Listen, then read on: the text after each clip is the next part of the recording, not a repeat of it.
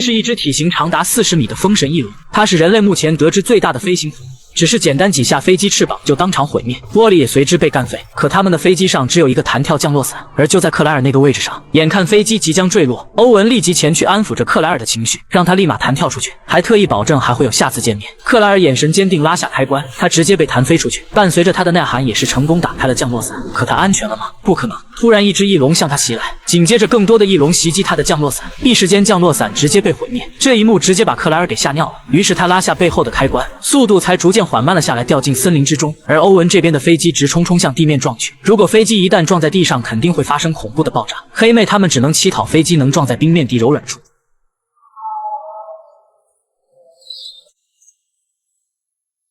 身怀主角光环的欧文也是成功带着黑妹安全降落，飞机撞在冰面上并未发生爆炸，但问题并未解决。他们脚下的冰面很是稀薄，如一不小心就会掉入冰冷刺骨的冰水中，于是他们只能慢慢的在上面行走。可祸不单行，突然不远处传来奇怪的声音，是一只体型奇怪的火盗龙。它从洞内缓缓走出，来到两人面前，一脚踩下去，冰面上顿时发生恐怖的裂痕。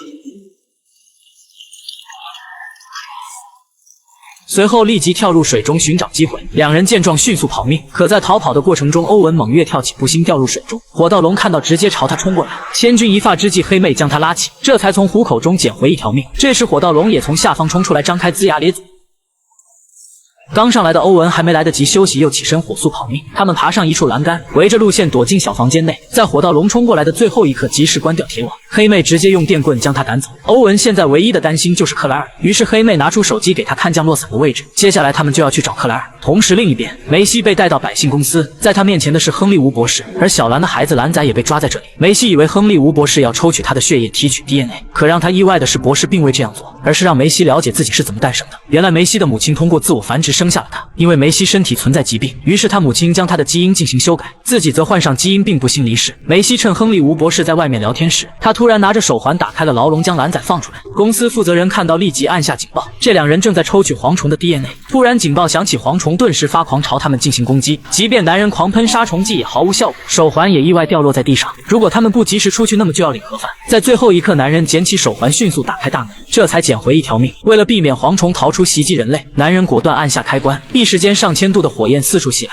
他们想把蝗虫活活给烧死，可奈何这蝗虫生命力极其恐怖。面对这么恐怖的火焰，都还活蹦乱跳。随后，他们全部从通风口逃了出去。一群恐怖的蝗虫开始进入人类世界。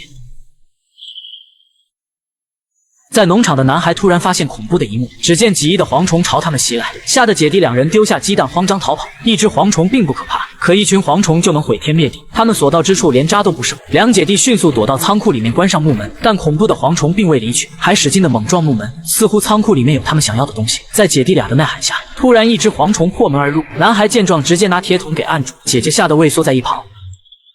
经过一夜的时间，蝗虫才全部退回去，他们的水稻则被一扫而空。另一边，掉入森林之中的克莱尔才缓缓惊醒，降落伞还被悬挂在树上。正当他要解开腰带下去时，突然一只镰刀龙出现在他身后。